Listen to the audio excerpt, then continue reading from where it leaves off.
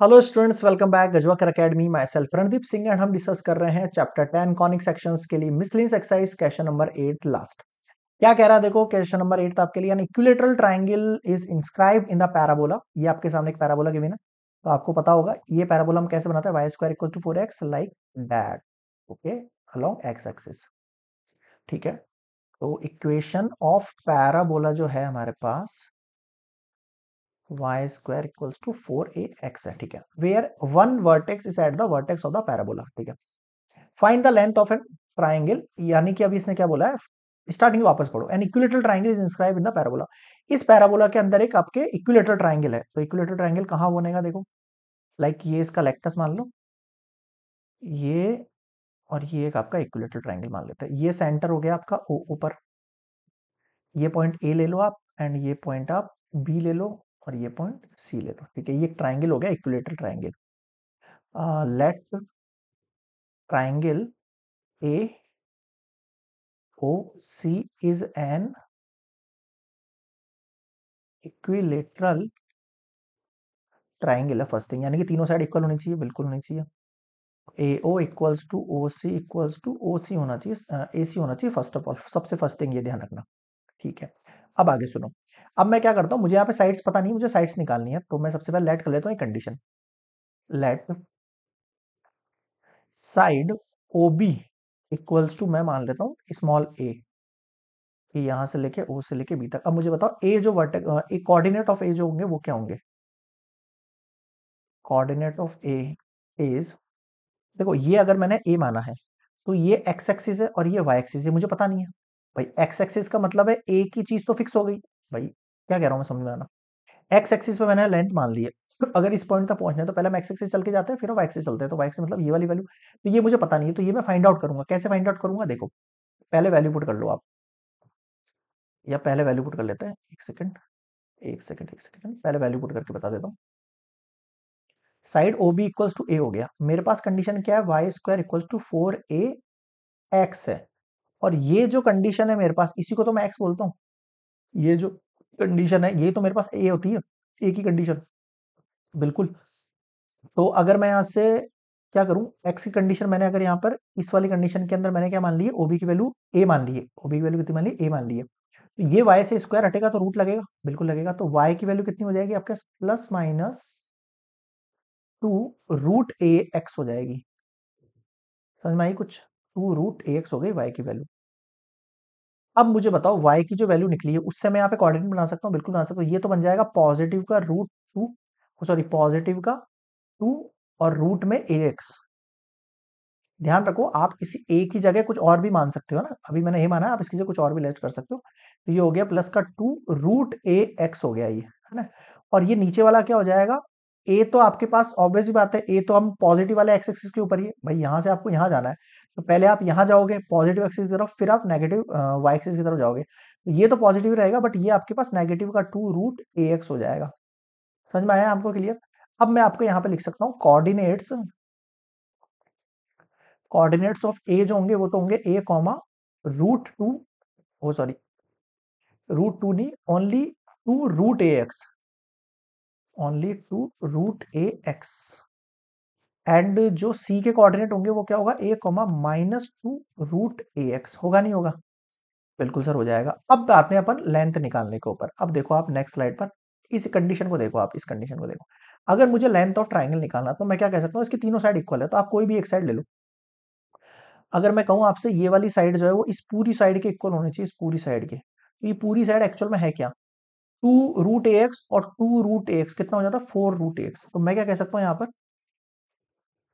Bye equilateral triangle मैं कह सकता हूँ ये जो ओ ए साइड है इसके इक्वल है इस बड़ी वाली एसी साइड के। अब आप ध्यान देना, अब मैं ये ओ ए साइड कैसे निकालूंगा, ऑब्वियसली बात है मैं यहाँ पे डिस्टेंस फॉर्मूला लगा दूंगा। तो बाय डिस्टेंस फॉर्मूला लगाओ। ओ ए की वैल्यू कितनी आएगी देखो, ओ ए की वैल्यू ए माइनस जीरो का होल स्क्वायर और √2√ax माइनस जीरो का होल स्क्वायर, क्या होती है, ए माइनस जीरो का होल स्क्वायर प्लस 2 माइनस 0 का whole square equals to AC। अब ध्यान रखना AC, AC एक्चुअल में क्या है? AC एक्चुअल में ये भी 2√AX है, ये भी 2√AX है, कितने हो जाएंगे? 4√AX हो जाएंगे। कितने हो जाएंगे? 4। अब याद रखना प्लस माइनस नहीं लगाएंगे हम यहाँ पे ना, डायरेक्टली यहाँ पर 4√AX ही पुट करेंगे। ठीक है, यहाँ से स्क्वायर रूट हटेगा तो यहाँ पे क्या लग जाएगा? स्क्वायर लग जाएगा। यहाँ देखो ए स्क्वायर प्लस 2√AX और इसका होल स्क्वायर इक्वल्स टू, यहाँ देखो 4 4 जा 16 और AX बाहर निकल गया रूट में से। यहाँ देखो ए स्क्वायर प्लस 2 2 जा 4 AX इक्वल्स टू 16 AX। इसको उधर भेज दो। A square equals to 16 AX minus 4 AX।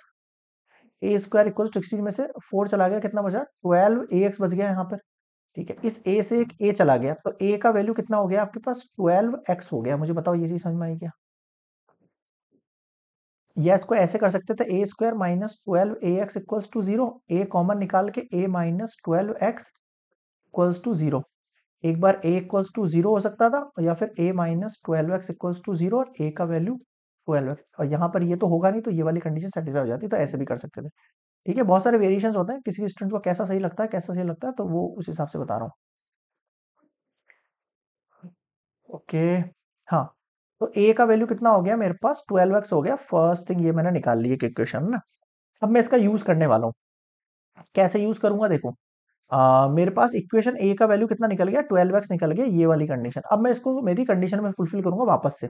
देखो, मेरे पास कंडीशन क्या थी? Y square equals to 4AX था मेरे पास कंडीशन। कितना था? Y square equals to 4AX। यहाँ पर देखो y square equals to 4, a का वैल्यू अगर 12x हो जाता है और ये भी आपके पास 12 है, 48 एक्स स्क्वायर होता है। अब मैं यहाँ पे स्क्वायर हटाता हूँ, तो ओनली अगर मैं आपसे y की वैल्यू मांगू, ओनली आपसे y की वैल्यू मांगू, तो 48 है। 48 कितना होगा? ये देखो, ये हो गया आपके पास 12, तो ये 3 4 जा 12 और ये 4 मैंने इसके टुकड़े कर दिए। ठीक है, और ये अंदर देखो मल्टीप्लाई x।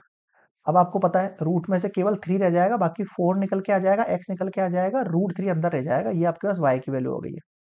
इसकी वैल्यू आ गई है, ये y की वैल्यू आ गई है आपके पास। देखो y की वैल्यू आ गई। अब देखो आप, मैं इसको यहाँ पर सेट करने की कोशिश करूंगा। ये जो वैल्यू है ना, ये y वाली वैल्यू, ये y वाली वैल्यू मेरे पास देखो क्या आ गई है? y की वैल्यू 4x√3 आ गई है। यानी y इक्वल्स टू 4√3x आप कह सकते हो इस y की वैल्यू को। अब हम इस वैल्यू से करेंगे क्या? फाइनली हमें क्या निकालना था? हमें यहाँ पर डिस्टेंस फॉर्मूला से AC का वैल्यू निकालना था। क्या निकालना था हमें? डिस्टेंस फॉर्मूला से AC का वैल्यू निकालना था। अब आप इस AC की वैल्यू को यहाँ पर डायरेक्टली पुट करेंगे तो देखो इक्वेशन क्या बनेगी? नेक्स्ट स्लाइड पर देखो, यहाँ पर देखो हमारे पास कंडीशन कहाँ थी? लाइक ये कंडीशन चल रही थी, ये आपके पास y की वैल्यू थी है ना, ये आपके पास y की वैल्यू थी। ये y की वैल्यू कितनी निकाली मैंने? √3x, ये निकाली मैंने y की वैल्यू। y इक्वल्स टू 4√3 है ना, ये y की वैल्यू यहाँ से यहाँ तक। मेरे से क्या पूछ रहा है? Total length of side of triangle. So length of side of triangle जो होगा, अगर मैंने इसको a, इसको o, इसको b माना है, ए बी का वैल्यू जो होगा वो 2 मल्टीप्लाई 4√3x हो जाएगा, यानी कि 8√3x आपके पास निकल जाएगा आंसर। बताओ समझ में आया क्या? क्लियर है यहाँ पे? अब आप एक चीज ध्यान देना, अपन ने यहाँ पर x लेके लेट करा है। ये पूरी कंडीशन किस क्या क्या लेके लेट करा है? अपन ने x लेके चल रहे हैं अपन इसको कंडीशन में। देख रहे हो स्टार्टिंग में यहाँ पर अपनी कंडीशन देखो, अपने यहाँ पे a मानी थी। समझ में आ रहा है आपको कंडीशन? इसलिए अपनी कंडीशन ऐसे निकले। आप इस x की जगह कुछ और मानोगे तो कुछ और आंसर बन जाएगा, कोई उससे फर्क नहीं पड़ता है। तो आपके पास जो length of side of triangle बनेगी वो क्या क्या बन जाएगी? आपके पास 8√3x बन जाएगी। क्लियर है यहाँ पे? तो ये होता है कंप्लीट आपका एक्सरसाइज का मिसलेनियस क्वेश्चन नंबर 10, और इसी के साथ हमने कंप्लीट कर लिया है चैप्टर 10 कॉनिक सेक्शन। बहुत ही ज्यादा हैप्पीनेस होते हुए यहाँ पर, क्योंकि एक और चैप्टर का बोझ यहाँ पे कम होगा, और फिर नेक्स्ट जो चैप्टर होगा उसका बोझ अपन अपने कंधे ले लेंगे और उसको भी कंप्लीट कर लेंगे। तो यहाँ तक अगर आप लोग जुड़े हुए हैं और आप लोगों को ये चैनल बहुत ही ज्यादा हेल्पफुल कर रहा है, तो प्लीज लाइक शेयर सब्सक्राइब करने में चैनल को बिल्कुल कंजूसी मत दिखाओ, ताकि और भी सब्जेक्ट के टीचर्स को यहाँ पर लाया जा सके। बट वो सब आप लोगों के हाथ में ही है। ठीक है, मेरे हाथ में केवल मैथमेटिक्स है, मैं उसको एकदम टाइटली एकदम बाउंड करके सारा syllabus and all mind up करा दूंगा। बट अदर सब्जेक्ट्स के लिए आपको जो है थोड़ा यहाँ पर हाथ बढ़ाना पड़ेगा अपनी तरफ, और थोड़ा अपन बढ़ाएंगे आपकी तरफ। ठीक है, तो नेक्स्ट हम मिलेंगे नेक्स्ट चैप्टर 3D ज्योमेट्री है शायद नेक्स्ट चैप्टर आपका, चैप्टर नंबर 11। यहाँ तक में आपको कोई भी डाउट लगे तो आप कमेंट सेक्शन में जरूर बताना, एंड वीडियो पसंद आया लाइक शेयर, सब्सक्राइब और प्यार देना ढेर सारा, ताकि हम जो है और ज़्यादा मोटिवेट हो सकें नेक्स्ट अपने चैप्टर्स के लिए, और मैथमेटिक्स के लिए जो जुनून है, वो इसी तरह कंटिन्यू रहे। मिलेंगे नेक्स्ट चैप्टर के साथ, तब तक के लिए good bye, best of luck for your exams and bye bye.